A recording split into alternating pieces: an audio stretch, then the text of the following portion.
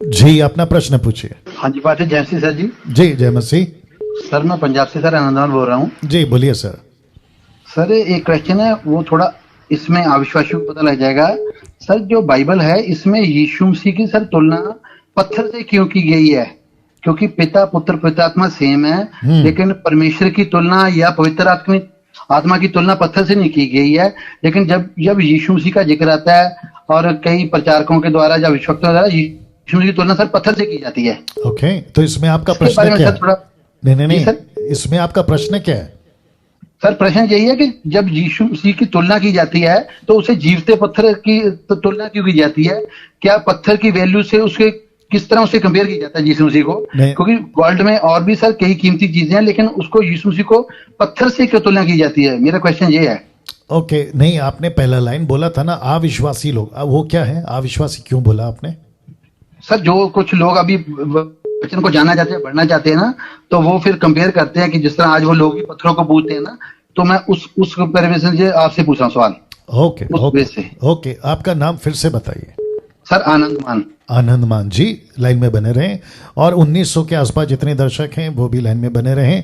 आनंदमान जी का कहना है कि यीशु मसीह की तुलना पत्थर से क्यों की गई? जब मैं इनको सुन रहा था तो मुझे लगता है 2-3 साल पहले मुझे भी किसी ने बोला कि पत्थर बोल उठेंगे। फिर एक वचन कहता है कि पत्थरों को पूज रहे हो, है ना, पौलुस एथेन में जब था। तो ऐसे करके ना बहुत सारे कॉन्ट्रडिक्ट स्टेटमेंट्स हैं, लेकिन अगर उसको ठीक से समझोगे तो कोई भी लाइन स्क्रिप्चर आपस में कॉन्ट्रडिक्ट नहीं है। क्यों? क्योंकि इन सब का ऑथर एक ही है, इन सब का चलाने वाला परमेश्वर पवित्र आत्मा एक ही है। एक और आ रहा है दिमाग में, शायद इसमें थोड़ा हेल्प हो जाएगा।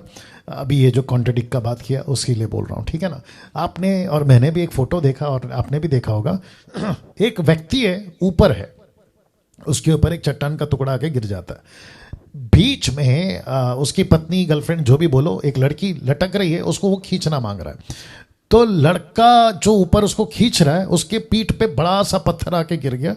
नीचे जो लड़की है वो गिर रही है, उसने उसका हाथ पकड़ा है, लेकिन दोनों के बीच में एक गैप है और उसमें वहां पे कोबरा खड़ा है, कोबरा सांप आ गया। तो लड़की कह रही है कि अगर मैं ऊपर आऊंगी ये कोबरा काटेगा। ऊपर लड़का कह रहा है ये ऊपर आ क्यों नहीं रही है? क्योंकि मेरे अंदर खींचने की ताकत नहीं है। तो लड़की को नहीं पता कि ऊपर क्या हो रहा है, लड़के को नहीं पता कि लड़की के साथ नीचे क्या हो रहा है। ये दिक्कत है। और एक बोल देता हूँ। एक व्यक्ति पानी पी रहा था, कुएं का पानी निकाल के पानी पी रहा था। दूसरे में आदमी आता है, गोली मार देता है जो पानी पी रहा था। तीसरा आता है, जो मर गया उसका बटुआ ले जाता है। चौथा आदमी ये सब देख रहा है। उसने क्या देखा? पानी पी रहा था, बंदूक मार दी, गोली मार दी, तीसरा आदमी बटुआ ले गया।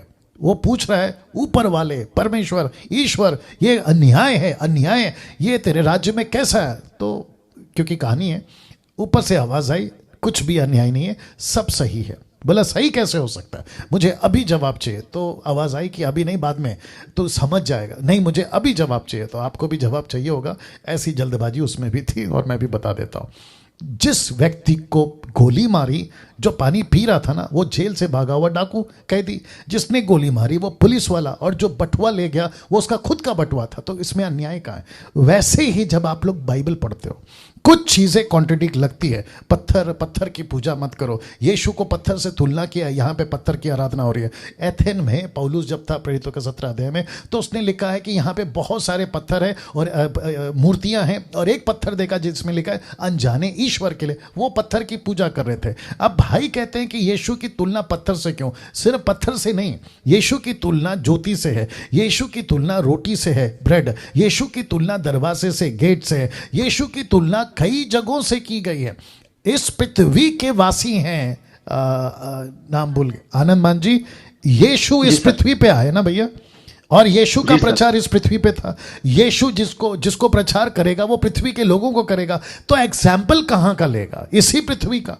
जॉन द बैप्टिस्ट कहता है उसका सूप मतलब सुपड़ा, इंग्लिश में फैन कहते हैं, जिसमें गेहूं भूसा होता है, उड़ाते हैं तो अलग अलग हो जाता है। यीशु को कहते हैं कि उसका सूप उसके हाथ में होगा, वो अपना खलिहान अच्छी रीति से साफ करेगा। तो अगर चट्टान कहता है, यीशु खुद को पहला कुरिन्थियों 14:10 में वो कहता है कि ये वो ही चट्टान है। कौन? पौलुस कहता है मूसा के टाइम पे, ये वही चट्टान है जिससे तुम पानी पीते थे। तो चट्टान, ध्यान से सुनना, चट्टान मजबूती को दर्शाता है, चट्टान स्टेबिलिटी को दर्शाता है। अगर परमेश्वर को बताना हो मैं मजबूत हूं तो एग्जाम्पल कहां का लेगा ब्रदर?